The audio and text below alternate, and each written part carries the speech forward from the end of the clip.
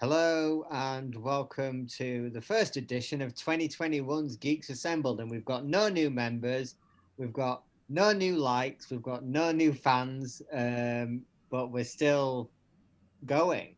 So, in the first edition of 2021, on that positive note, we're reviewing the Martin Scorsese classic Taxi Driver, starring Robert De Niro and a very, very, very young Jodie Foster. So let's move on quickly to opening thoughts. And seeing as he's dressed like a taxi driver / serial killer, we'll go over first to Lee Wilson. Lee, what's your opening thoughts? You're talking to me? You're talking to me? I don't see anyone else. I'll see you. Oh, you are talking to me? Okay. Well, yeah.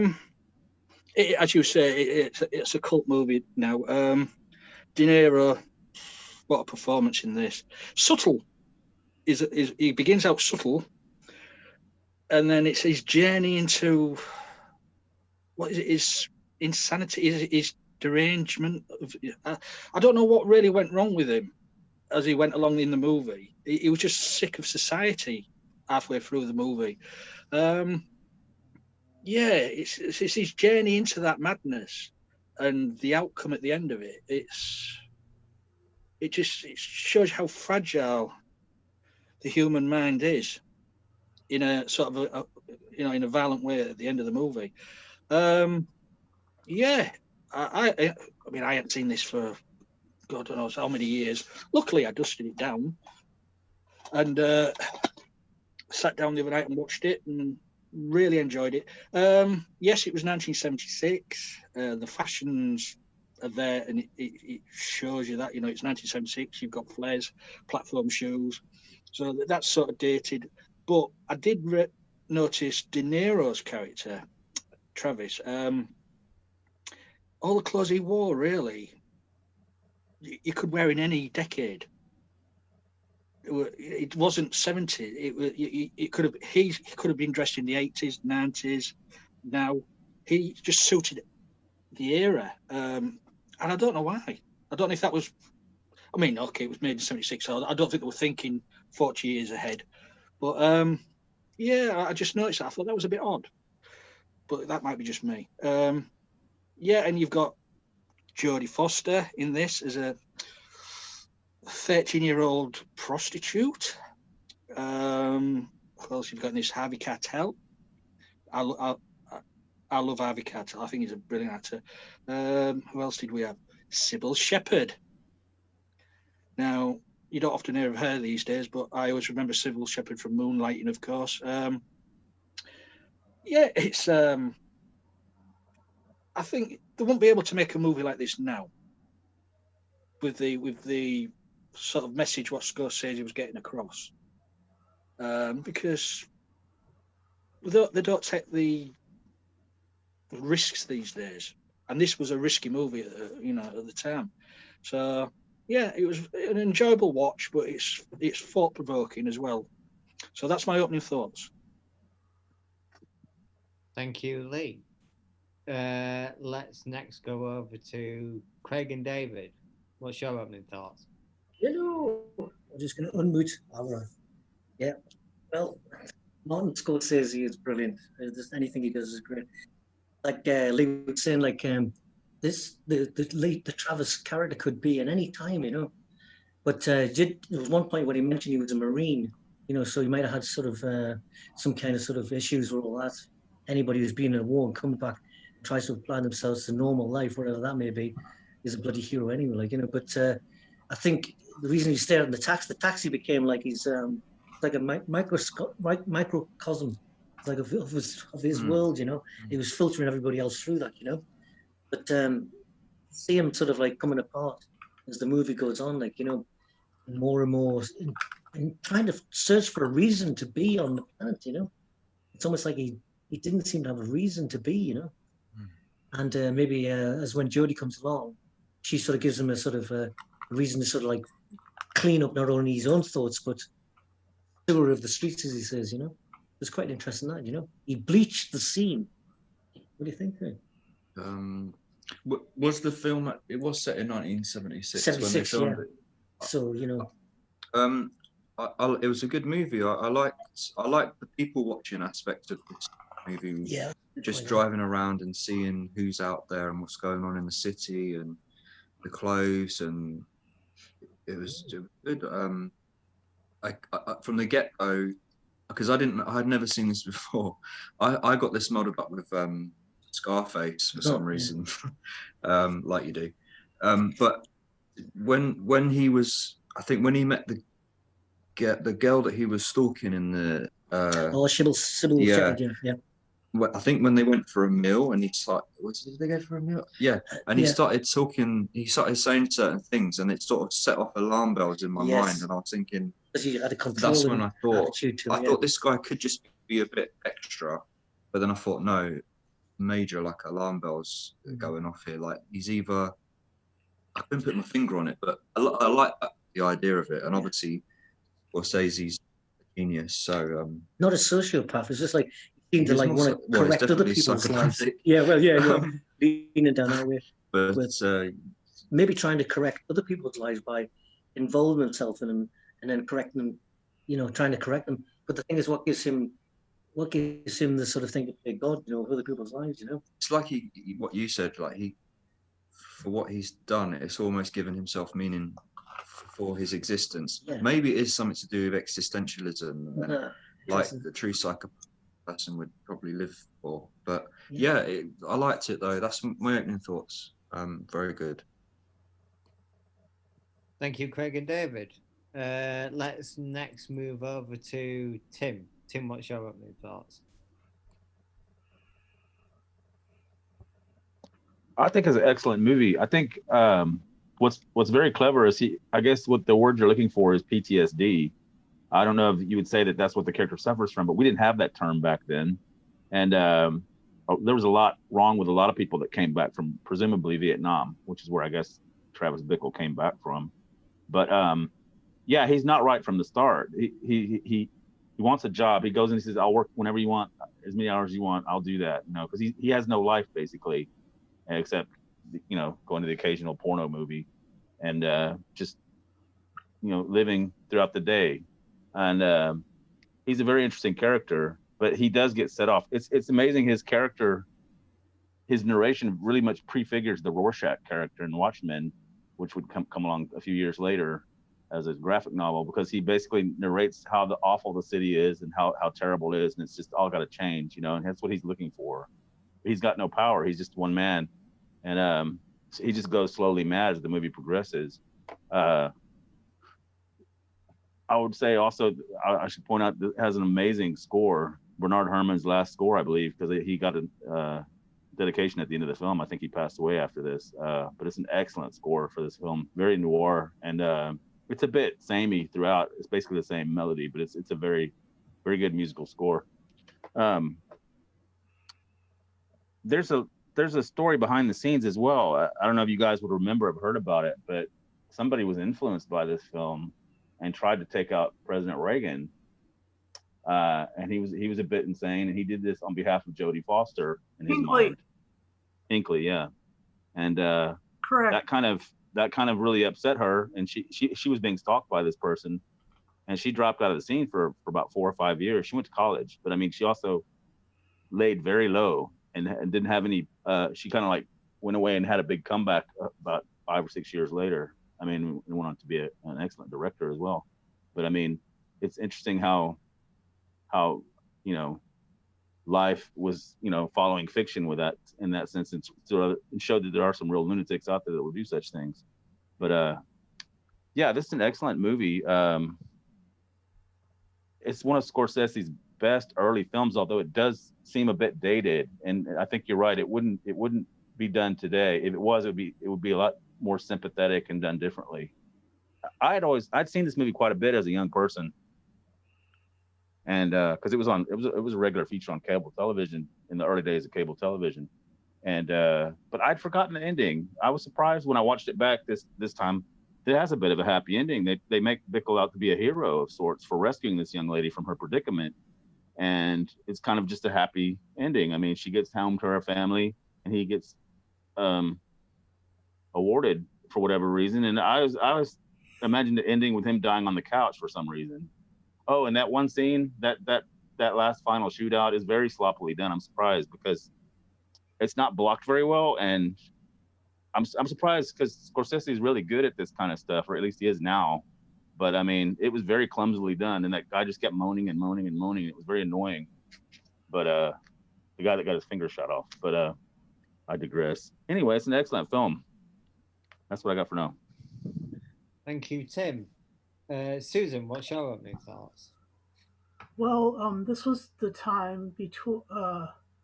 This was around the presidential election of between Ford and Carter, and and Carter ended up winning, but there was two presidential candidates featured in this. There was Goodwin, and then there was the one that Sybil Shepherd's character was working for. Betsy's character, Betsy was working for, who was a guy by the name of Palantine, and he ends up being in Travis Bickle's cab, and he does that "I'm a man of the people" asking questions thing, and Travis just says, "I just want you to clean up this town."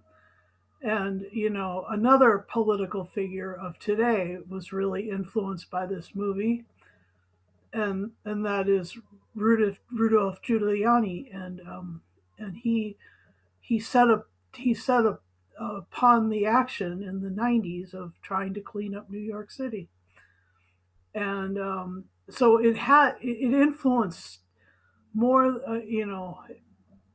I don't know too. I don't really see a lot of direct line from this movie to some other movie, but from this movie to real life, like Tim was saying, there are some direct, like straight line influential things that came out of this thing. It's a really deep piece, and it's got it's got. I mean, if you think of Travis as the man of the people, and then these women as women who are, in need of rescue. I mean, it really makes it a little less, a little, what do you call it, more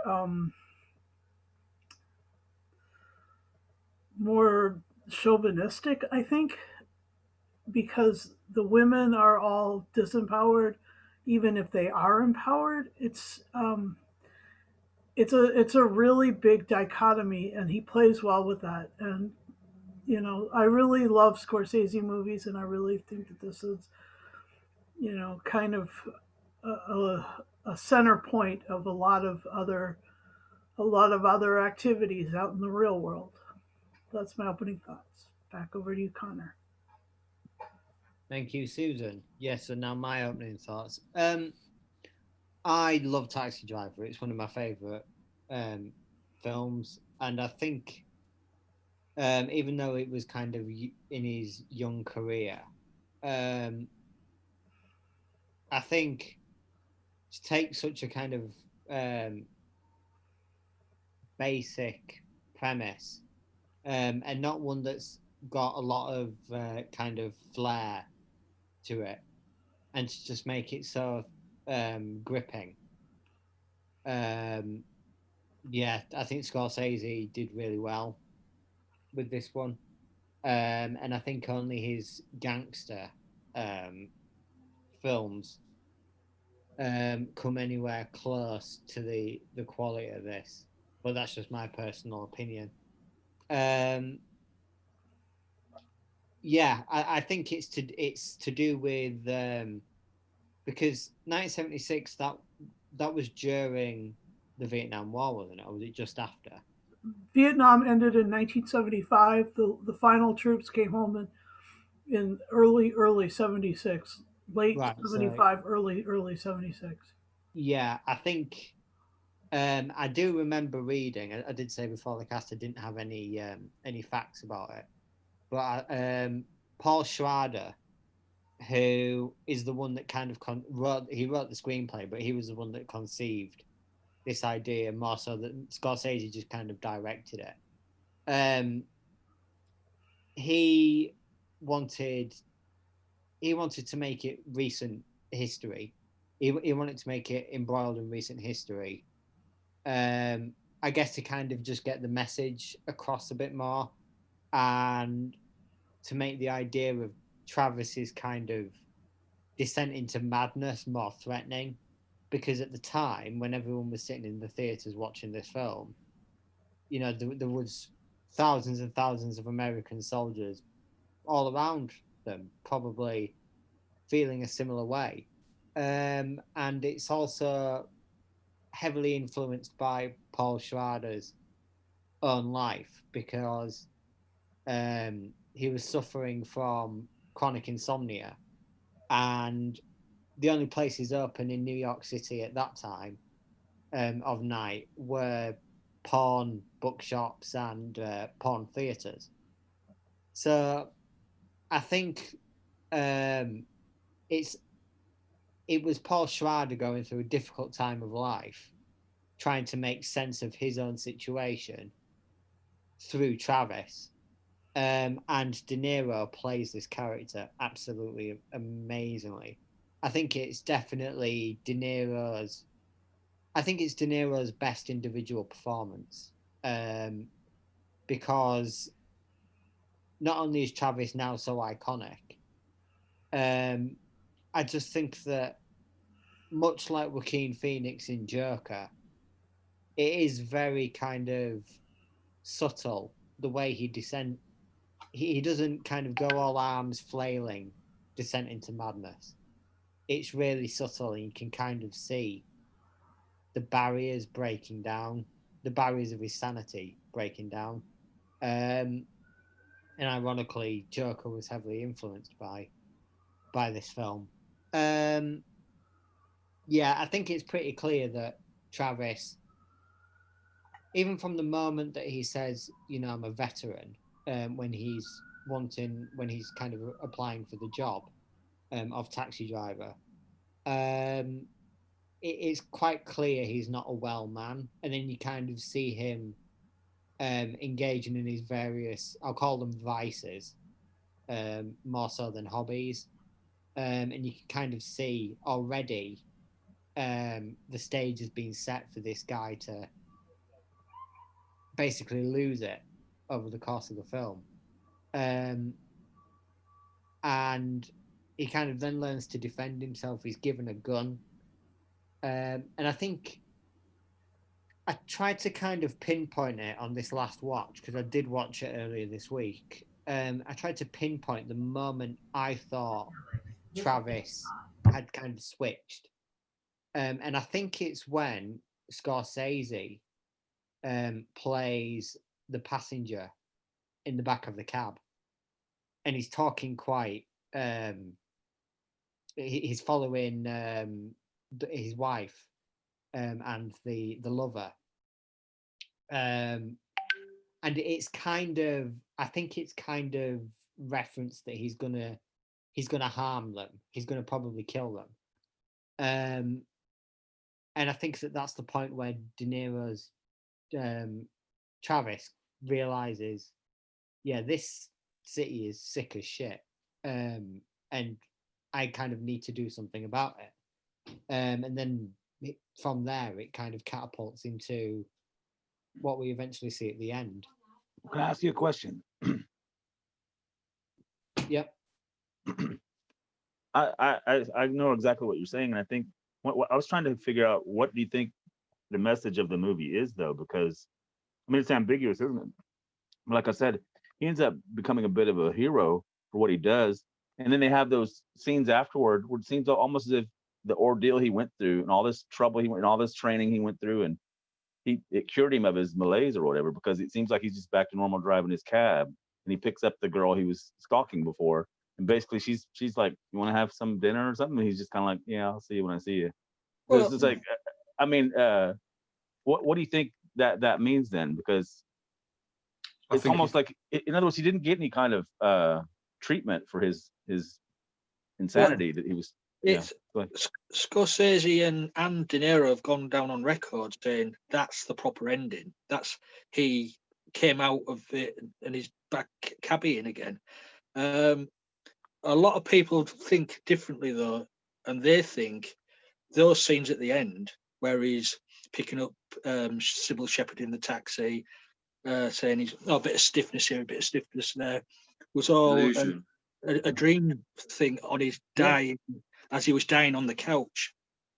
Right. Oh, I didn't see it that way, but I guess it could. You know, because it's it said, oh, he was in a coma, blah blah blah, and thank you for saving our daughter. Yeah. A lot of people say that was going through his head as he was dying, but Scorsese and De Niro says no, that's not the case. It's he went back in society and carried on with his job. He wouldn't be allowed to do that. I can see where you're thinking that would be a dream sequence. That is a real, Yeah. Well, it'd be a bit Wade Lynchian, Wilson. but I mean, it's not. I don't think that was their intention either. And I don't know. I mean, I didn't see it that way. Yeah. I did think it was an odd coda to the film, though, and that's why I was because Connor mentions you can tell when he finally realizes he has to do something, or I mean, in order his madness is making him think that way. But it seemed to me like, okay, he did all of that stuff. He killed the bad guys. He saved the girl. Did that fix his problem? Because the next time we see him, yeah, he's endured some hospital stays, but I mean, he's basically happy-go-lucky cab driver again. So. But did you notice as he dropped off Sybil Shepherd at the end of that, he was driving along on the streets again, and he saw something in his mirror. Oh yeah, I saw that. Yeah, and I wondered about that. I think it's open to whatever you want to make out of it. It's my personal take on it is that it was a dream. I always thought it was a dream, and that he died. At the Really? After wow. the shootout. Yeah.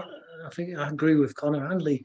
That's right. He was almost shot like, in the jugular, right? Yeah, and as he was lying on the couch, I think, as you say, these were the last passing moments through his head where he resolves everything in the dream state as he's going. He's the hero. Maybe it's a grandiose belief then. Yeah. Absolutely, yeah. And I mean, the life's what you make it and all that, But I mean, you see him as the knight on the charger on the white stallion going in to save the princess in the tower.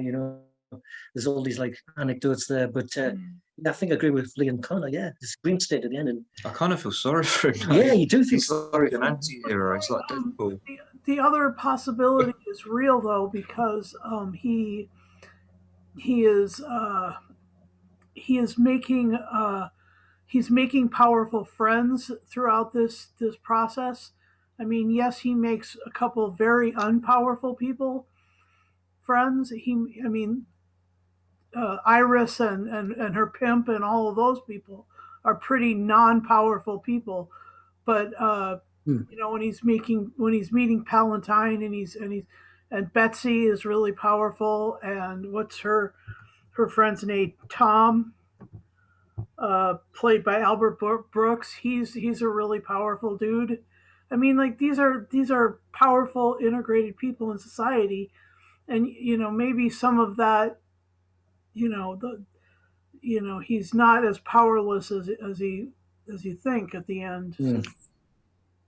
I think in many cases it's about an outcast realizing that he does have power. He does have a say.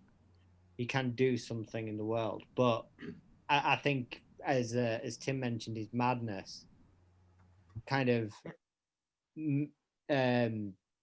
gives him the wrong belief, and that he does something which might not be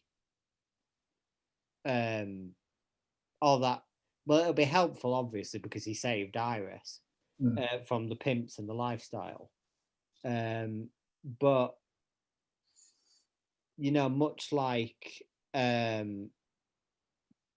think it's exactly the same message that, and I know I'm referring to it again, Joker kind of went for.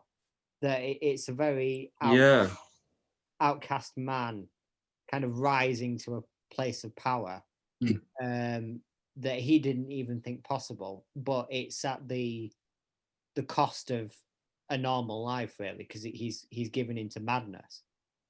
But it's it has interesting given too him that they don't really hit you over the head with the Vietnam angle. In fact, they don't even mention it. And the truth is, a decade later, there'd be so many movies about that experience and what it did to people. And you could say, I guess it's a little ahead of its time too, because basically he's showing you what PTSD can be. I mean, for one person, and he is an outcast, which is really unfair, because the truth is, the Vietnam veterans were treated very badly, both by the government and the public when they came back from Vietnam. No, that was the most unpopular skirmish ever, and especially in the States, and it created a lot of problems over here. And the way they were treated, they did not deserve by either the public or the government. So I think that it's interesting that they don't. He barely touches upon that. You just know he's a veteran. They don't really bring up the war itself, but it had just wrapped up too. So yeah, I think they make more of an effort to portray him as an outcast more than an unhinged ex-veteran with, as we now know it to be, PTSD. I do get the impression it's more of kind of, someone that's on the fringe of society.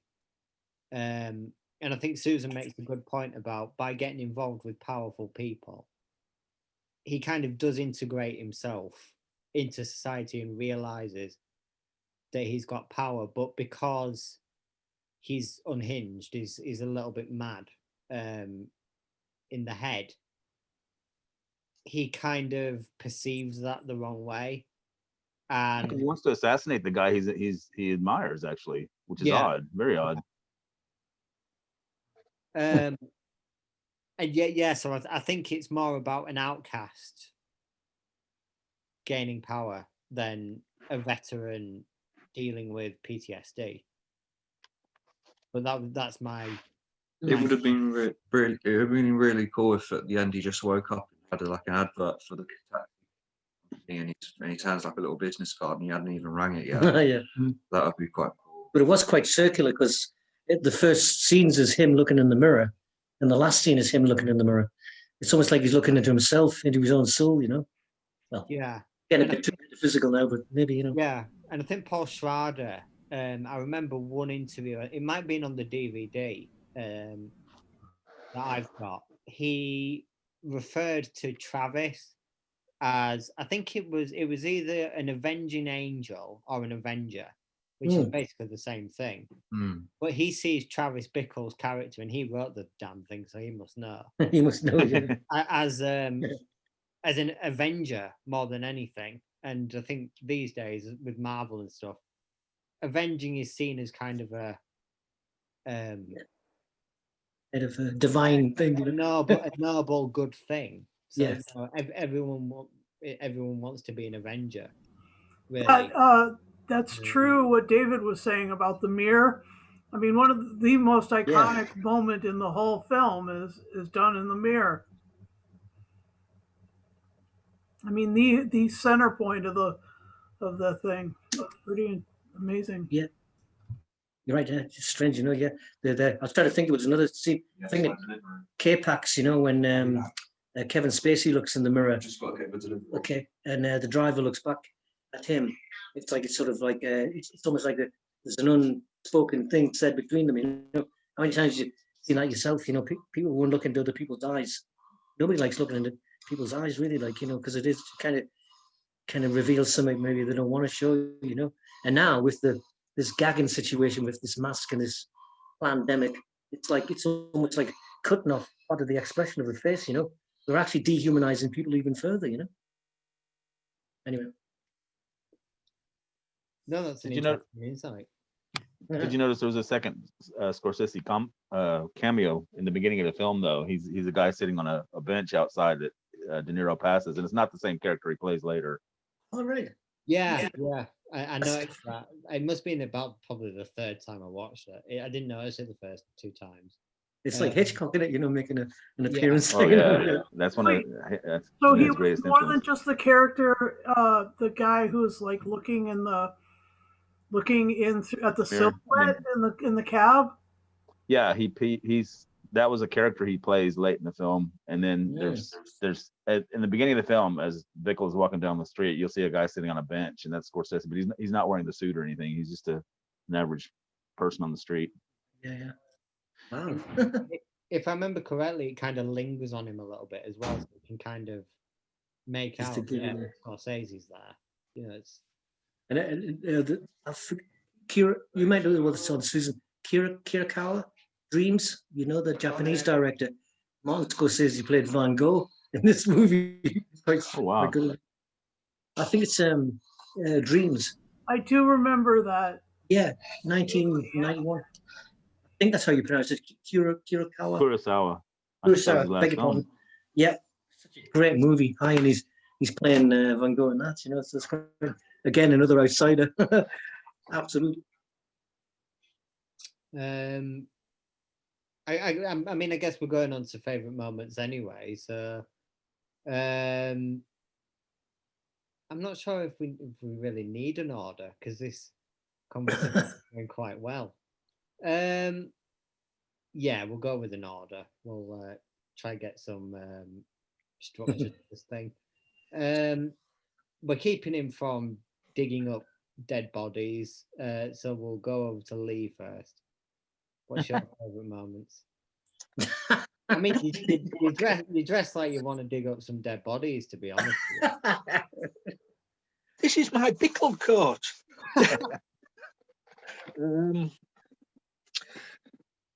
Yeah, well, one of my favorite is the ending, the ambiguous ending. It's just, I love movies with ambiguous endings. Apart from that, there's the scene, as you say, with Scorsese in the taxi, but also for me, well, there's a couple. There's the scene with De Niro and the security guy stood in the street, and he's just eyeing him up. He stood next to him, eyeing him up, looking at him, and then he's, says he's interested in, getting involved in the security business. So he's, the guy's getting all his address and all that. It's just a brilliant scene, so well done. He's giving false name and address and number. But also, as I say, Cartel. I mean, he's only playing the pit. What screen time? Not even 10 minutes, really, is it? But Cartel with De Niro, he can't do no wrong. So there's a few of those ones I like, and also the way the Bickle is sort of changing. He's sort of trying to create this character in front of the mirror. You're talking to me. You're talking to me. It's so well done. And then when he's developing the gun mechanisms of anything what's in his room, of the draw runners, it's just amazing. That's just so well thought out. It's brilliantly done. But they're my favorite. I'll leave other scenes to other guys. Over to you, Connor. Thank you, Lee. Let's go to Craig and David next. What's your favorite moment? What you just said, Lee, about the guns. See, I'm a bit slow anyway, but I didn't twig that he would know, like, to build guns out of household items, and that makes sense. But I like the gun scene when he gives him the briefcases full of these beautiful. Just some of the guns were just lovely, and one of them looked like the one from James Bond. I mean, if I went to America, that was the one you would choose. The first thing I want to do is buy a gun and have a gun, and But, it should be handed out at the airport as you come through. Have a nice day. It's the same when you go to Newcastle. Have a nice day, man. They give you a bottle of brown ale. That's great, No, I think when he's watching the TV in the room and he's finally losing it, and there's some soap on the TV, and the girl goes, "But that's something to do with love." And as she says that word, he kicks the TV over. I thought it was quite good, because that's now you like Colin was saying, you're going into the dark side now. He's starting to lose it. When he had the Mohican, he looked great. Looks so cool. I love Jodie Foster in it. I know she was really. I mean, I read her. I think I read her autobiography. Yeah. And I'm sure she said in there that it was the most uncomfortable scenes to film. To be a child prostitute, because apparently they didn't know how to place her in certain shots and things. And then, of course, Robert De Niro was telling her what to do, basically, and then she'd start giggling, sort of thing, like when he says, "Well, undo my flies," for example, things like that. But she's such a high caliber actress. I really like Jodie Foster. Yeah, she really did. I didn't know she was in this, so this was like a little gem, really. It was nice. She's been in some iconic. You can tell, you know, she's great. But my favorite scenes, I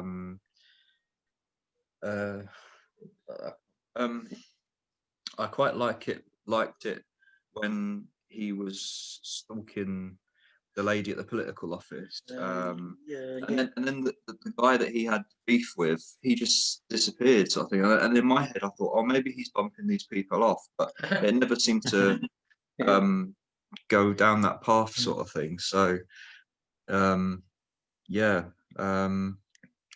something else will come back to. What about you, David? Yeah, like I said, like that, Tony.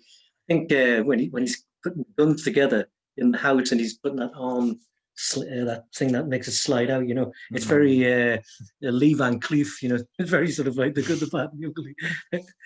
But and I think Harvey Keitel's great, especially when I have a little bit of rapport on the doorstep. You're a funny guy. Then he flicks a cigarette at him, like, you know, say he's only like Lee said, he's only in 10 minutes, but he really commands the scene, like, you know, they're just great actors. And then Jodie Foster, I mean, go from Bugsy Malone to sort of Taxi Driver to Contact. I think I'll be very happy with that film resume. You know, yeah, but I think that's mine.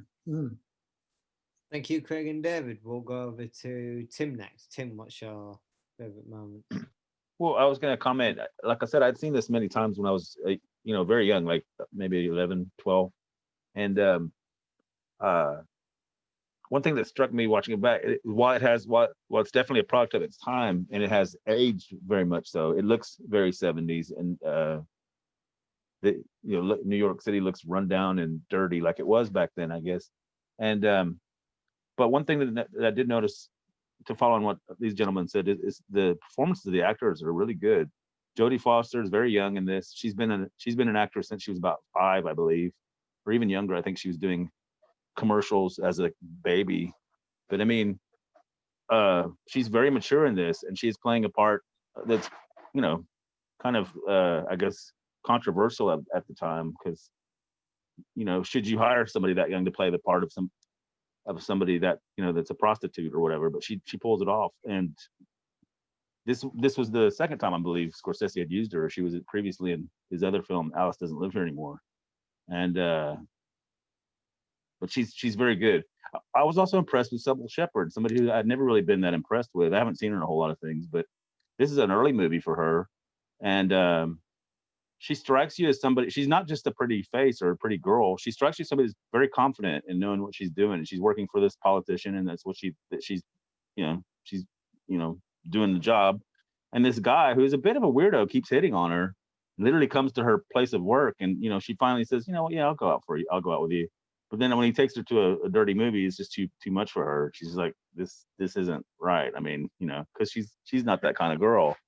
Yeah. So I do think she comes across as a strong character, because I don't think most people would do that, just run off with some guy they just met who's basically been following them around. So I thought I was impressed with her performance as well. So I do think that the actors did a pretty good job in this, and it does hold up pretty well after all these years. I mean, what's it been, like 35 years?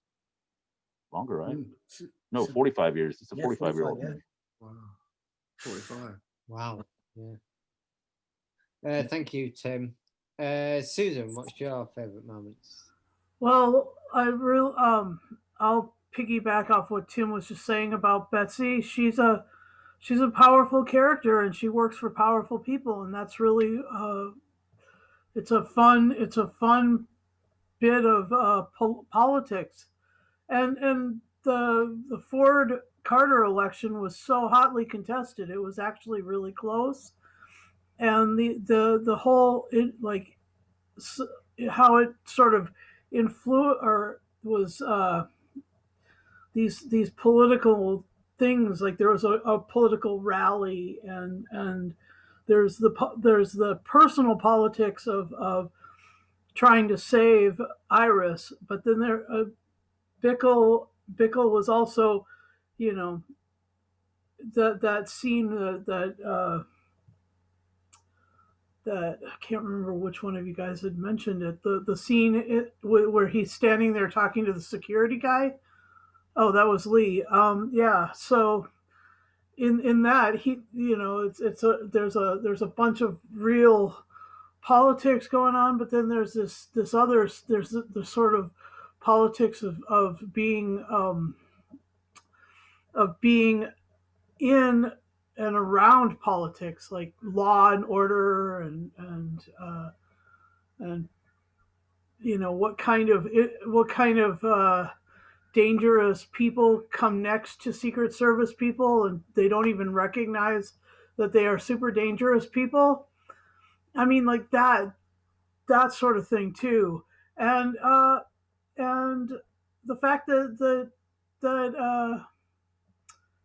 that the cab was its own little microcosm of a big slice of America. All sorts of different people, and then the cab. The other scene that was really sort of about business politics was all the stuff about the cabbies and the gun and the getting protected and stuff in the restaurant or the 24-hour coffee dive or whatever it was. Like that was really that was a really good scene too. And so like I really like the politics in this. And so excuse me, that's really all I back over to you, Connor. Thank you, Susan. Yeah, like Can I just say, you've mentioned how good the actors are in this movie. There is one actor nobody's mentioned yet. He was a supporting actor in many, many movies. Peter Boyle. He plays Wizard in this. Bickle goes for him for advice. Brilliant actor. Sadly, no longer with us. But was this after or before Young Frankenstein? Sorry. This was after Young Frankenstein. This is what I was just going to say. He was previously seen about a year or two before this, putting on the Ritz with Gene Wilder. But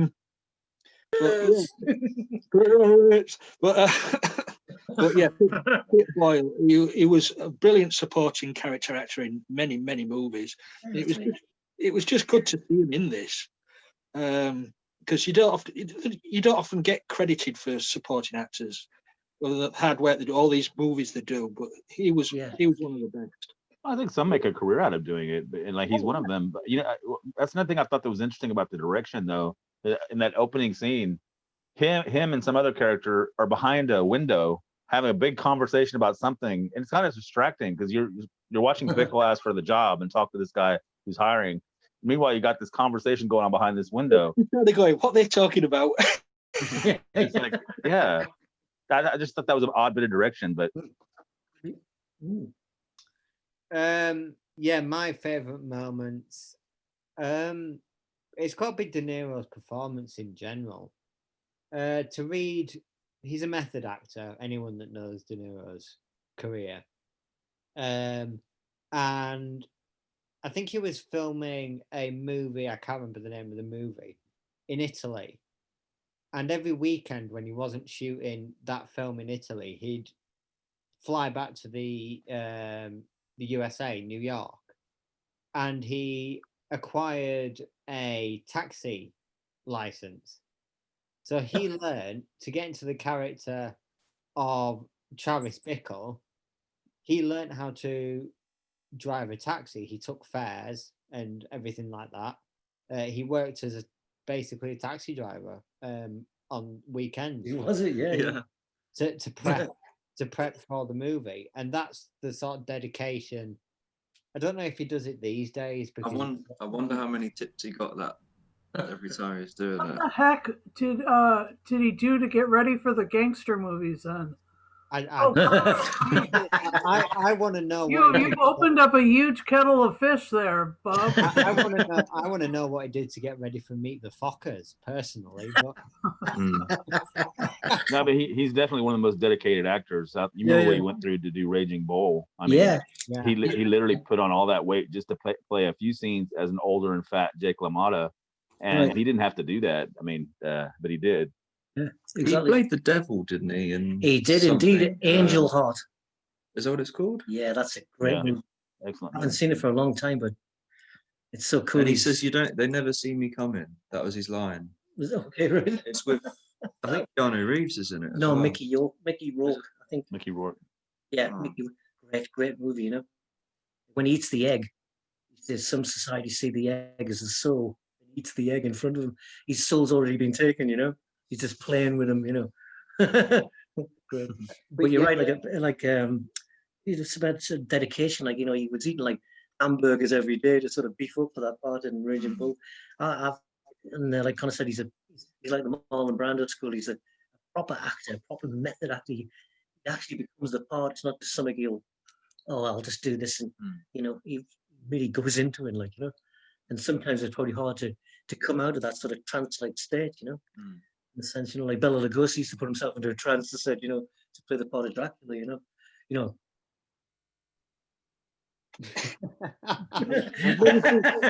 I've never seen De Niro do that. No, not recently. Maybe in the Focus.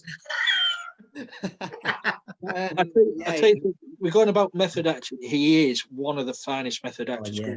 And this is one of the finest early roles, but I do recommend, as you say, Raging Bull, Cape Fear, and The Deer Hunter. Oh yeah, because The Deer Hunter for me was one of his best performances in the movie biz. So you know what? Now you've mentioned Cape Fear, I'm not sure Taxi Driver is my favorite anymore. Because if you want a quintessential villain in a film, watch De Niro in Cape Fear. Yeah, he's scary. Horrifying. I just don't know where he got that from to play that role. That level creepy. Maybe one day we will do a Cape Fear review. Maybe we might do the original against the remake. Yeah. I mean, I haven't seen the original. The remake is, I think it's a classic. It's an underrated classic. Even Juliette Lewis is fantastic in it. Yeah. But De Niro, you've kind of challenged me. It's scary. Yeah, you challenged my He's got all all revelations tattooed all over his body. I think like tattoos are all. Yeah, it's really scary. It's the scene where he's sat on the wall. And I think it's either a wall or a roof, and the fireworks are going up behind him. Horrifying. Yeah. Villain in that it's one. Like the proper. It's like a real horror genre psychedelic. It is like a psychedelic psychological movie. You know, it's quite weird. You know. Yeah. He truly is brilliant in that one. I will put it on the list. Yes, put it on the list. Yeah. Just made me think. You know, Alex sort of his name was Bickle. It's Bickle. It is Bickle. Yeah, Harry's Bickle. Because I thought his character's buckling. And Iris is in his eye, you know. She's the apple of his eye. Iris, I thought they were using all this symbology, you know, but obviously not. That's just me going off on but yeah, as you do. You know. I think De Niro's kind of dedication to the role is the thing that stands out the most here. And I don't think he does it anymore, like I said, with role, but it got the best out of this film, I think, by doing that. And the scene where he's kind of wanting to, well, he unsuccessfly tries to kill Palantine with David mentioned when he appears with the Mohawk. That's I like that scene a lot. He looks proper nuts. It's funny how it kind of like from one scene he looks normal to the next scene he's like that. Yeah. Kind of really don't see the transformation. I kept thinking Palpatine, but there you go. But yeah, that's my favorite moment. So we'll close this out with final saying scores. Lee, because you're itching to go dig up some dead bodies. what's your final I'm- take, Scores? My gun's not working. It needs gun Viagra. What have you done today? Gun Viagra. It's an outstanding movie. It's mostly not everybody's cup of tea. Not every movie is, because of what it's about. It's, as we say, it's not dated well, of course, but nothing ever does these days. It's the performances and the ambiguous ending that I love. I'm giving it a 9. 9 Bickles out of 10. Thank you, Lee. What do you think? Craig and David, what's your final thing, I'll Scores? give it a 9. Yeah. All right, I yeah, think we'll give it a 9. we'll give it 9 taxi door ears out of 10. Thank you, Craig and David. Tim, what's your final thing, Scores? Well, I appreciate the that variation on the ending. I didn't think of that before. And now that I think about it, it is a bit dreamlike. I mean, the way the camera pans across the wall of the letters, and as the narration goes by with the lady talking about, or getting their girl back. But I've always thought it was an excellent film, so I'm going to give it a 9. Also, I think it's very much excellent. It holds up really well after 45 years as well, and that whole talk about the ending puts a new spin on it for you. I'm gonna have to think about that. Thank you, Tim. Susan? Yeah, I'll agree with the fellas. I'll go with a 9. It was good to see it after not seeing it for about 25, 30 years, and but it's brutal and it's honest and it's rough and it's got a real grit to it, and so I'll give it a 9 out of 10 too. Thank you, Susan. I'll round it out with a 9 as well. One of Scorsese's very best, and one of De Niro's very best, but now maybe not his best because of Cape Fear. So thank you. No, we talked about that. It gets a 9 out of 10 from me, and I hope they do a sequel with De Niro again, but the problem no. Why would you want to do No. What Uber driver? Isn't that the same? Uber Eats. Yeah, Uber Eats. You're talking to me, or you're on your mobile. Uber Eats kills. This is actually one of the films that if they made a sequel to it, a prequel, or remade it, it would be one of the dumbest decisions Hollywood's ever made.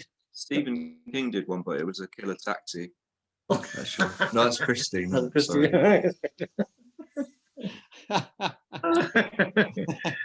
Put it on the list, Lee. Put it on the list, Lee.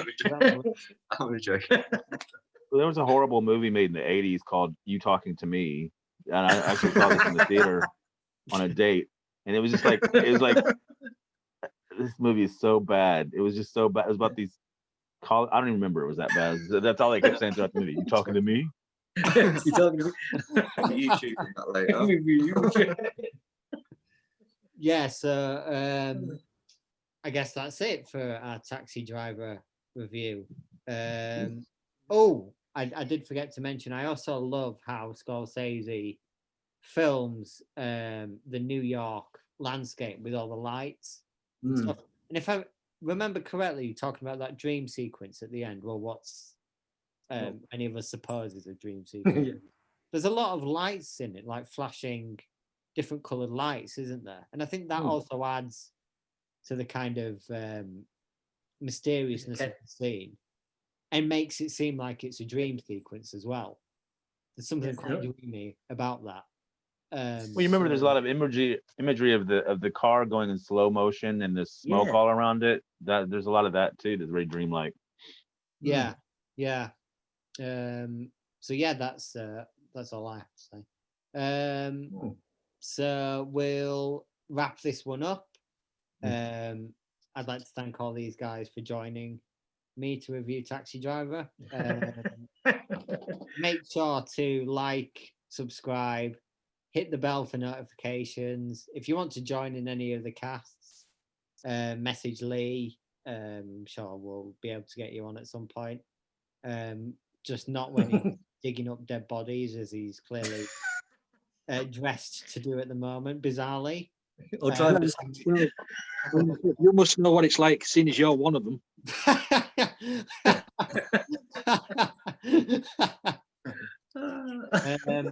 And Scorsese, if you're looking to do a remake of Taxi Driver, to be honest, Lee looks a little bit like Travis Bickle. Yeah. Just a tiny bit. So you can probably go with him. Just not when he's digging up dead bodies. And that's nearly a full-time job. So I don't dig them up. I put them down there.